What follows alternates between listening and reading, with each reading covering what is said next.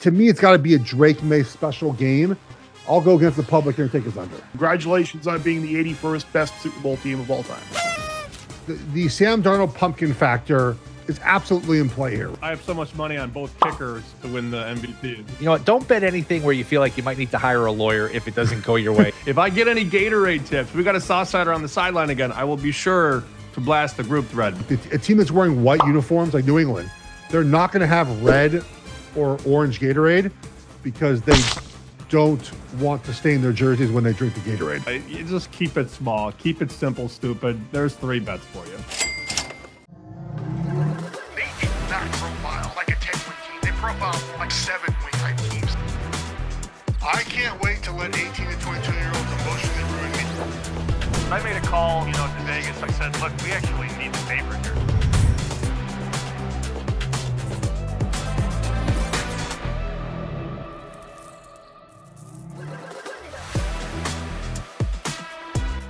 What's going on, everyone? Very Best Podcast Super Bowl preview is upon us. Geoff Schwartz, Sammy P, myself. Now, we're not here at Radio Row. We can't grab anybody as we go by, but we got the next best thing for you. We got our guy Will Hill here to come break down the game for us. And I know there's no happy talk here off the top, but you just get right into it. And Will, I'll start with you, being that you are our guest. It feels like a simple handicap to me where the Seahawks are better at every position group. Why then am I so paranoid to lay the 4.5 here with Seattle? Things have gone well here for New England all year with the schedule. Obviously, made the coaching move. That's worked out. Everything has come up Patriots, and it looked like they were right for the picking in the title game. And the fumble swung the game, and Denver just couldn't score from there on. I'm with you. I like Seattle. It feels too easy. Feels a little bit like it's too good to be true, but look, it's one game. It's a small sample. There's going to be like 8 or 9 possessions. Anything can happen in a football game. And do we still have that doubt about Darnold? I think he answered a lot of the questions against the Rams in the title game a couple weeks ago, but it is still Darnold. It is still a guy who led the league in turnovers, Geoff. So there's still, I think, a sliver of doubt here when it comes to Darnold. Here's the way I look at this, guys, is when the lineup was set, the matchup was set Sunday night, we all text each other and said, we're on Seattle, we're on Seattle, we're on Seattle. Sammy might be on New England. I think his numbers tell him New England, but like we're all in Seattle, right? And now we've had 9 days to think about this, or 10 days. And it's like, oh boy, well, I don't know. There's a lot of points for the Patriots. No, just stick with what we liked, right? We liked early on Seattle. Now, Will mentioned it though, right? The Sam Darnold pumpkin factor is absolutely in play here, right? Because if he turns back into whatever he was the end of last season, for parts of the Rams games this season, right, early in the season, then Seattle might lose the game. But Bear's point is up, but right, quarterback. Now, Drake May might be better overall, but Darnold's playing better right now. Offensive line, Seattle, right? Skill guys, Seattle. Defense line as a whole, even though the Patriots D tackles are really good, right? But probably defense line as a whole, Seattle. Linebackers, Seattle. Secondary as a whole, Seattle, right, Sammy? So to me, it does lean like this is a Seattle game if Darnold doesn't mess it up for the Seahawks. Coach, New England, though, maybe. Sure. I mean, Vrabel could be ahead of McDonald. It's really hard to compare head coaches when you look at 53-man rosters and everything that goes into winning a football game, but Vrabel's very special, and Vrabel's been very good as a dog his whole career. Going back to Tennessee, they've made money this year against the spread, 70%. 4-2 as a dog, ATS. Now, an influencer would think 6 games is a lot. It's not. 4-2 is 4-2. You ask every bookmaker in Vegas, what are you going to need? They all say the same thing. We're going to need Seattle to not cover. They would love Seattle to win. Perfect world, Seattle wins, knocks out all those New England money line bets, but New England does not win the game outright. So what the books are rooting for, obviously an under, because everybody bets the over, and they're rooting for a Seattle win by 1, 2, 3, and 4. I think the game should be 3, 3.5. I'm waiting for 5, 5.5. That's my plan. Yeah, it sounds a lot like the college football playoff championship game where the books were looking for an Indiana win, but a Miami cover to kind of do the same thing. Will hit on it before with the Darnold turnovers and leading the league in turnovers. Is there a play to be had here on one of the props with Darnold to throw an interception or commit a turnover? I think it was a little too soon to bring up Miami. I was recovering. I was on my way to healing, and we didn't need to bring that up. But yeah, I actually think he'll play pretty well here. I mean, I don't I'm not opposed to a Darnold turnover bet, but I actually think as much as we're going to talk about this game, would you take the 4.5, lay the 4.5? To me, Darnold at plus 125, 130, he's actually come down a little bit. Some 120s out there to win MVP. I think is the best bet because very often in past Super Bowls, whether it was Brady and the Patriots, Mahomes and the Chiefs, the money line for the team with the quarterback for MVP was almost 5 cents off, 10 cents off. It wasn't even worth betting. This is a full dollar difference, and the narrative is so strong for Darnold. Bounced around the league. Media loves him. He seemed to be a good guy. Even the Vikings, he went 14-3. They kick him to the curb. He's on his 5th team. A great redemption story. I really think if he were to win this game, he'd have to play really poorly. He'd take something spectacular from somebody else for Darnold to not win the MVP. I really like that plus price there on Darnold to win MVP.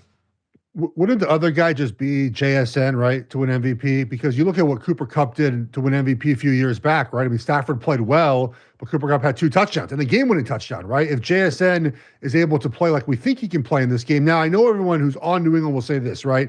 Christian Gonzalez will shut him down.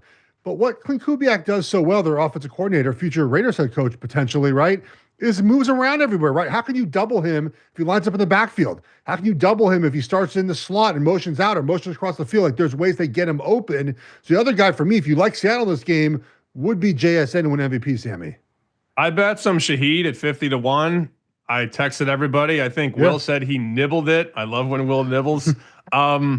Look, he's going to touch the ball in some high leverage situations. Yep. He returns kicks and punts. They might use him in the running game, although the wise guys did short Shaheed in the running game. They bet his first rush under 4.5 to 1.5, so you don't love to see that.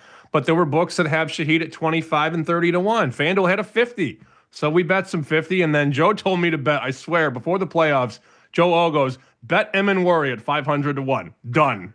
So I have that as well. I know you guys just said it's either Darnold or JSN. I hope it's Shaheed or Emin Worry, personally. It's funny you bring up Emin Worry because I was going through some of the props last night, defensive props, and I think there's an Emin Worry combined tackles and assists over under 5.5. That looked like it might be something appealing in terms of going. Look, if you like a defensive prop, going maybe over on Emin Worry, being that he's such a big part of their game.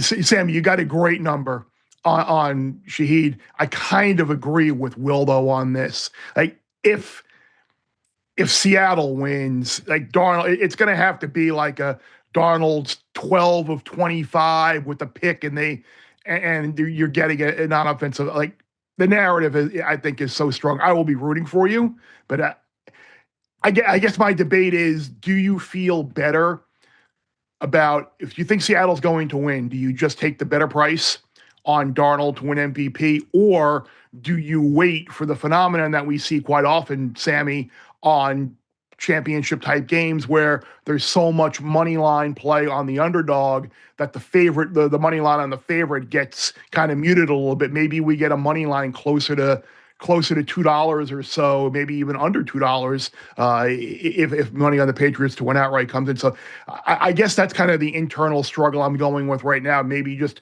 betting Seattle to win or betting Darnold MVP, guys. So not nibbling on Raheem. No, I don't think I'm going to. My nibbling will Sammy. be on some J. Tim's Honey Gold barbecue wings on Sunday. That'll be my nibbling. They're not selling anymore, Bear. I don't know if you saw that. They're done selling wings for the Super Bowl. No. Yes. I'm going to joke about that. That's bad. Well, you come here, Bear. I got crab legs, oysters. We're making sliders. Like we're doing it big. So you want to come over to the Schwartz Fit? You're welcome to come down here. Bear's doing his 3-day fast. Bear's doing his 72-hour fast. Yeah, I'm an hour. I'm an hour 0 right now. 0 of 0. Yeah, actually, today would be a great day to start that. Do like the 72-hour fast going right into Super Bowl Sunday, and then you can just absolutely kind of glutton yourself on Sunday. Is the airport open down there yet, Jeff? Maybe. I hope so, because I got to leave in the morning. Maybe we can fly down there and intake some of that. I know you guys live in like cold weather cities, right? And you're used to the snow. I'm not used to it like this. I just want it gone. I just want it. The day it snowed on Saturday, 11 inches, totally fun. And now it's still here. It's Wednesday. It's still here. And excuse me, Tuesday. It's still here. supposed to be mid-40s today. Hopefully it's all gone. It puts a rain tomorrow. Just get it out of here. That'll help. I'm done. It's 2 weekends in a row now. We've had winter weather. I'm okay with half a day of winter weather. That's about it. So I didn't sign up to be this cold. I'm over it, guys. You got the hottest team in the NBA. That's the trade-off. You get a little snow, and in exchange, though, you do have the red hot Hornets here. And they played like 4 straight day games because of the snow. They adjust them to like noon and 3, and poor guys don't even get fans at their games, and they're the hottest team in all the NBA. But yeah, if you guys are welcome here, man. Anyone's welcome. We appreciate the offer. I don't know. I have so much money on both kickers to win the MVP as well. Yeah, you see that big old Borregales bet yesterday. They're stealing some people's thunders. Every year the sports books Murray did a video from Westgate the other day, and he's like, and then we got big liability on Jason Myers. Right? Like, you can't even do it without laughing. But every year people bet the kickers at triple digits, and a kicker has never won. Okay, I can't believe John Murray got a little sarcastic there and couldn't hide laughter on. What would it take to win to Super Bowl? It would be 5, maybe like a 15-10 game. Like you have to make 15-13 with the game-winning field goal. Yeah. Maybe if you hit one from like 70. Remember, what was it, the Rams game, the first one where they had like a really long field goal attempt to win it? If you got like a 65+ yarder and you could barely get into field goal range, and he kicks one from super deep to win it, and nobody else does much on offense, and it's a low scoring game. It's a lot of ifs, and it's I don't know. It's probably properly priced, to say the least. We joke about Borregales and the Patriots MVP, whereas I think most scenarios, I know Sammy laid out a couple good ones with Evan Worry and Shaheed with the Seahawks. It could be someone other than Darnold. It feels like the Patriots, that there would be a variety of players that potentially could win, just because Drake May hasn't been great. Now, we know the fans love him and the media loves him in this MVP of the season narrative, but I don't want to say a defensive player should win or could win, but maybe you get a Ramondre Stevens or maybe Trevion Henderson. And by the way, there's some people out there who have been hitting Trevion Henderson receiving yards over. Yes. That prop has gone up. Like maybe the Diggs makes a big catch, or what? Like it feels like there might be some other options besides Drake May if New England does pull the upset. Who would have won the conference title game MVP against the Broncos? Would they have given it to May because he had the rushing touchdown? It was a 10-7 game. Nobody did anything. I was thinking about that the other day. In the other sports, they do it for the conference finals MVP. I don't know. Would May have got it? I'm curious what you guys think. Probably that. I mean, I think that May, with his rushing ability, if he's able to rush the ball well and make the throws he has to make to beat the Seattle defense, he'd win MVP, right? I mean, I think it will take a special game better than we see from New England's offense. Look, New England's offense has played 3 playoff games, obviously, and 2 of them they scored 1 offensive touchdown. That was it, right? And last game was 12-yard touchdown after a weird backwards pass by Jared Stidham. And by the way, the game was played for like 2.5 quarters without weather. So people say, the weather. There was a whole half play without weather. We saw this. We saw the offense play against the Chargers in good weather. So like to me, it's got to be a Drake May special game for New England. I just don't know where they score, guys. Like think about the matchup, okay?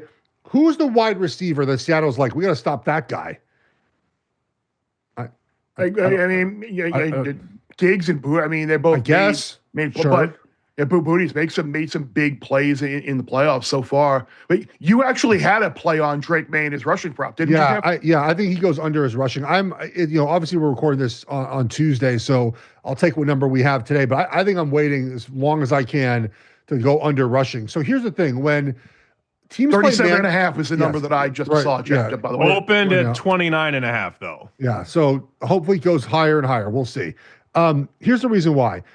When you play a team that plays man coverage, all right, and it's 3rd down, and you drop back to pass, and the defenders are all in man coverage, they turn their back to you, and they're running and chasing the guys that they have to guard, there's a huge void in the middle of the defense where you can run and scramble for a first down. Happens all the time, right?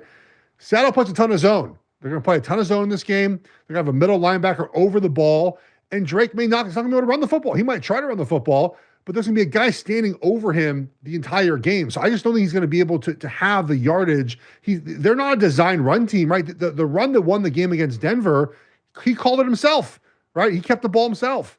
Like, they're not a design run team. So I think it's going to be a tough run to run the football in this game. And I think that, we're going to get all those tweets from John Ewing, like the number 1 bet prop, number 2 bet. I think Drake May's number 2 right now, over. So I'll go against the public here and take his under. He's also, in the last 3 games, he's cracked 60 twice. Yeah. So when people log into their apps or walk into a sports book and look for Drake May's number, they go, oh, it's only 35.5. Well, he just had 65. So, what's happened in the last 2 of the last 3 games. So it will happen again. They know what they're doing on that number, and they tried to bait you with a 29.5, 30.5, and obviously people bit the bait up to, what'd you say, 37.5 now? 37.5, yeah. In terms of the flow of the game, we've seen some money on the total. I think 45 hit, and now it's circa, I think, open to 46.5 down to 45. So it seems like we've seen some under money. I looked at playing first quarter, both teams to score. No, late a price, late some juice there. But I just think you're looking at 2 teams that maybe I'm looking at it the wrong way, because I don't think either team really is going to be able to run a ton in this game. But I think it's going to be really hard for New England to move the football, and it might be hard for Seattle to move the football at first. So maybe we're looking at 3 possessions total in the first quarter. And if we can escape one of them with someone going off the field without a score, we'll take that. But so I played both teams to score in the first quarter. No, laid 140. I don't know if the number is moved or not, but I think we're going to kind of get a feeling out period type of here, and maybe just because Darnold's turning the ball over in the past. New England, who knows if May's shoulder is fine, and until they kind of figure out some things. So yeah, I don't know if anybody had a thought on some type of total or scoring type prop as to how they might see the game flow going here. I do love that first quarter under most years, to be honest with you. Put my hand up. I do play it a ton. I think I've played it in like 10 straight years, and it's 7-3 or 6-4. So I've eked out a little bit of a just rattle profit. off stats. Just rattle off stats. Yeah, I know, right? So in the last 11 Super Bowls, Geoff, first quarter average is 11. What a nice, easy, convenient number to pick. Right. Yeah, not 12, not 10, 11. But look, offenses are usually rusty. Defenses are prepared. Nerves are real. And I think teams are just a little conservative in that first quarter. They have caught up, though, Bear. I mean, this used to be 10, 9.5. Now it's 8.5. Some books are 7.5. But that plays into your thought on, all right, not a lot of scoring early. Okay, just give me the whole quarter. And maybe you get only like 2 drives. Maybe you get a long drive that stalls. The team goes for, 4th and 1 at the 30, doesn't get it. And now there's 8 minutes left and you need 8 points. I don't think teams are going to go for too early. So I do like that under first quarter at 8.5. And, Kenny White sends me all his numbers and games and everything. And I had to do a double take when he sent me his game total. He makes the total for the whole game 37.5. Wow. So he's substantially lower than the full game total. I like to see that when I got the first quarter under. Wow. Does seem a little low, Geoff. I mean, look, I think that Seattle has a better chance to score early. Their opening script has been good over the season, right? With Kubiak, they may be able to find ways to get some unique plays early in the game. I think New England, we've seen so far this postseason, right? Like, it's just a slower starting group. Their offensive line is not as good. I think there's going to take them time to figure out what Seattle's going to do for them. How do we break their zone? How do we run the football?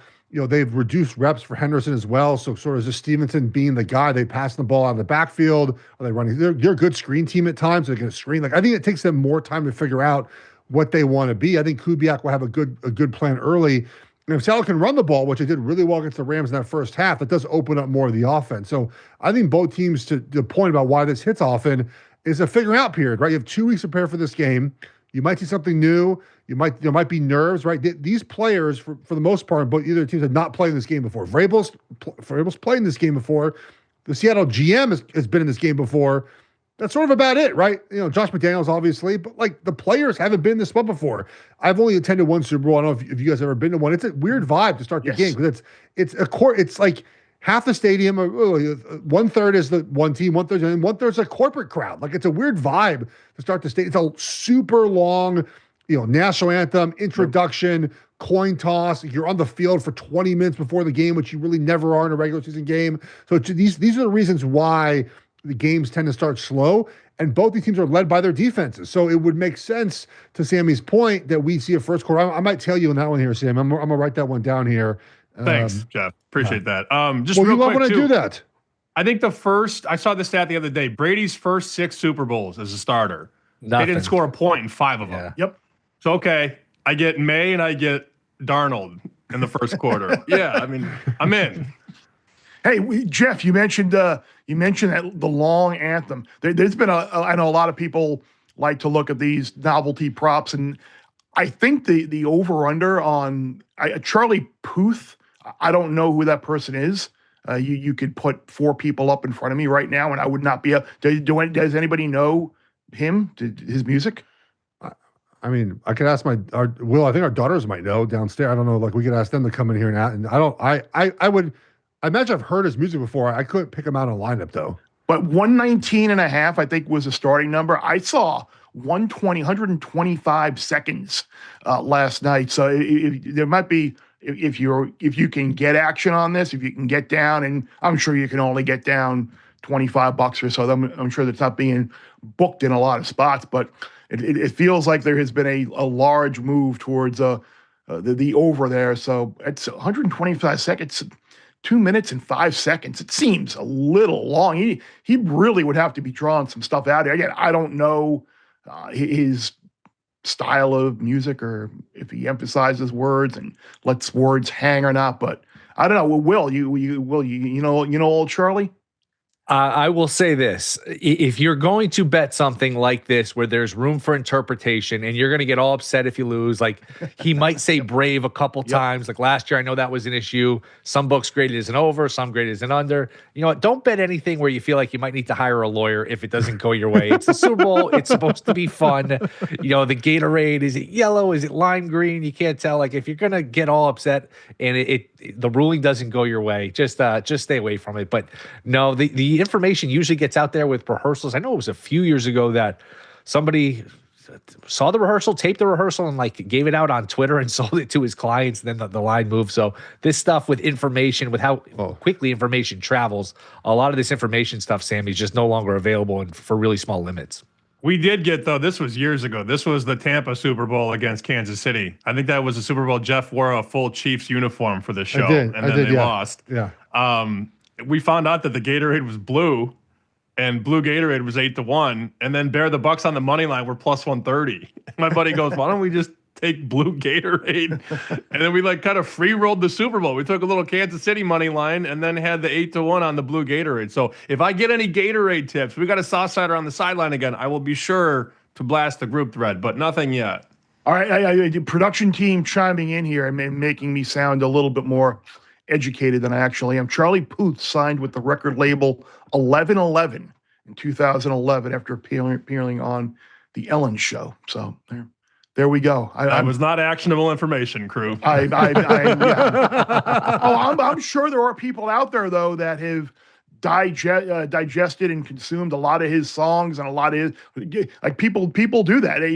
Has whomever sung the national anthem at a sporting event before. Sure. Like they'll look and try and any little edge you can find, they'll show. So thanks, Bartlett. Appreciate that. And then the one year we had Jennifer Hudson's under, and she was cooking through this anthem. She was going really fast, and then she got to free. And she held free for like 15 seconds. And you're like, no! You're like losing it in real time. Not good. Look here, sometimes the same teams have the same Gatorade color, but that's not obviously not a problem right now. But New England had the same color for years and years and years. They were either blue or clear, right? Under Belichick? Yeah. So it was none twice, because those are game-winning kicks, right? And it was clear. And then it went to blue, none, and blue. So those, they have sort of sometimes teams have the same color. It comes down in a lot of times to jersey color. Like a team that's wearing white uniforms, like New England, they're not going to have red or orange Gatorade because they don't want to stain their jerseys when they drink the Gatorade, right? If you Do you drink have the like Gatorade, a Gatorade database, Jeff? I'm just looking on the internet. It just says what like Eagles wore yellow last year. They had yellow last year. It matches their jersey, right? Like it's not going to stain their jersey different color. That's part of it too. Again, you don't want to. If you drink red or orange Gatorade, it stains a white jersey. So often, the team that wears white is not going to have those colors as an option for Gatorade on the sideline. Man, look And at there were no hold on Gatorade those bats top last three. week, right? There was nothing last week or the title games, because usually teams are superstitious. Like I know for years, like with the Chiefs, if they won it the year before and they're in it the next year, they're going to stick with the same Gatorade just because of They did. They were superstition. purple 2 years in a row. Yeah. Yeah. Look at the numbers, though, on top. 200, 250, 260. I wish I was booking this. Yeah. That's a horrible, that's a horrible shake for the customer there, Bear. Yes, it is. Yes, it is a horrible shit for the customer there. Well, what else we betting? I liked you referenced it. Henderson over receiving yards. That's I'm interested to hear why that's been a hot one, because I've heard, from just whispers, people at practice, whatever, that the screen game is something they spent a lot of time working on. You got a young quarterback, some nerves. Those are some easy throws. Plus, Seattle's got a good pass rush where you counter that, use that against them with some dump offs to Henderson. He didn't catch anything against Denver, but nobody really threw the ball in that game. In the Charger game in the playoffs, he got a catch. The second round game against the Texans, he got a catch. That's a low number, 2.5, 3.5 in that range. I could see Henderson catching a couple balls here. Remember as well, in the college football playoff, Chip Kelly, Ryan Day, they used him. One of the biggest plays in the college football playoffs for Ohio State was a dump off to Trevion Henderson, and he had a long touchdown reception. So and Josh McDaniels done this in the past. James White had 14 catches. That's hard to believe when you look back. James White, 14 catches, and 3 still touchdowns, didn't win MVP somehow. And the game winner didn't ridiculous. win MVP. Shane Vereen's had big games. Sorry, Sammy. For the Patriots in the past. Yeah, it's that was a tough one. Sammy, you had that 125 to 1, Will. 125 to 1. Oh. Good number. Not good enough, I guess. Nope, not good. Good number, good bet, just didn't get there. What else we bet this? What else we betting, Sammy? What else we got? Well, I have first quarter under, longest field goal for the whole game under 49.5. That's a Westgate special. They do it every year. I had to send some money out there, wink, wink. So that was a 49.5 bet under. And then I have Shaheed at 50 to 1. Don't expect it to win, but if it's 20 to 20 and he takes a punt back in the fourth quarter, I will live stream of whatever I'm doing. So that's where I'm at right now. I'll probably bet New England at +5 or 5.5. You don't have any correct score for the first half wager, Sammy? You leaving those out of your ticket this year? So one year I sprayed 9 bets and I ended up going 4 and 5 and I got drilled on social. So you just keep it small, keep it simple, stupid. There's 3 bets for you. 13-6 Seattle at halftime. I hear would be a good score. It would be, yeah. I mean, look, last year I was sitting with Bear New Orleans and I had like 50 bets. And it was too much. And that's a combination of like my own action and also, we have friends that we tail as well. And it just was too much. It was too much. And so I pared it way back. I just bet Sammy's first quarter under. So that's one of mine that I'm tailing Sammy on. I got an 8.5. A lot of 7.5s, by the way, Sammy, now on that first quarter under as well. I got 8.5 there, but I like the Patriots team total under 20.5. Like Drake May under first quarter passing yards of 43.5, sort of the same idea that we've all said, like slow starting. I also like Drake May's under rushing.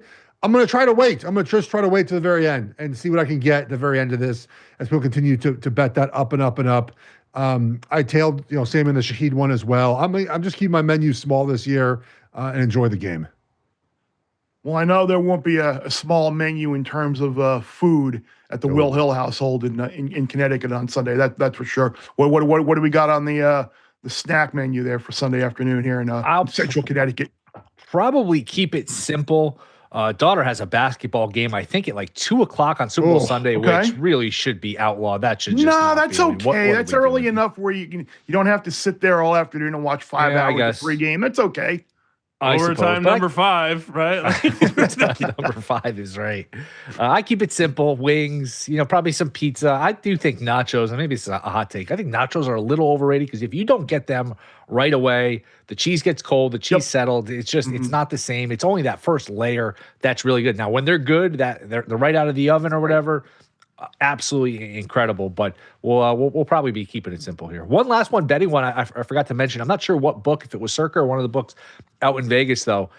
Will the final score of the Super Bowl match any previous Super Bowl final score? The yes was 4-1. You get access. I went through this. There was only one repeat score, so you get access. You win on 58 different scores. I thought that was a fun one. That is pretty. That and that's like there was another one. There was another. The overtime one is another one where people like to bet yes on the overtime and how long did we go without having a Super Bowl go to overtime. And in response, before we let you go, Will, response to all the people who have been MFing me and Geoff and Sammy for the last couple of weeks and the Patriots, are they? And we threw out there like, are they like one of the worst Super Bowl teams ever? Aaron Schatz, creator of DVOA, he's got data going back to 1978. And of the 96 Super Bowl teams in that span, they rank 81st. So you're not the worst. You're one of. So congratulations on being the 81st best Super Bowl team of all time. Did he? Who was the worst Super Bowl team of all time? I think he said I think it might have been the Panthers team that got to the Delhomme. Yeah, it may have been that. I should have written them all down, but I know they were in the mix. One of the Giants teams was in the mix. The 2000 Giants, I think, were in there as well. I'll have to go back and find it. I'm sure it's searchable now. But yeah, a good list. So, well, appreciate you, my man. We'll talk to you again soon as the NCAA tournament gets closer and get some hoops and whatever else is on your mind. Always fun, guys. Thanks. Always good to spend time with our guy Will, educating us and entertaining us and many, many other things. I mentioned the no score for both teams in the first quarter.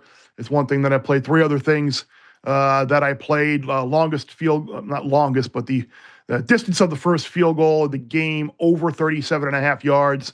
I like that, just kind of with the way I think the game is going to be played. Difficult for, I think, certainly New England to move the ball and potentially for Seattle to move the ball. So I played over 37.5 for the first field goal of the game. And I know you guys had said that some of the people had liked that too. So that's good to be in the company of the people who have brought that up as well. So I played that. Cooper Kupp, longest reception of the game for him, under 16.5 yards. I liked that. I know he had a couple of big catches in the NFC Championship game against the Rams.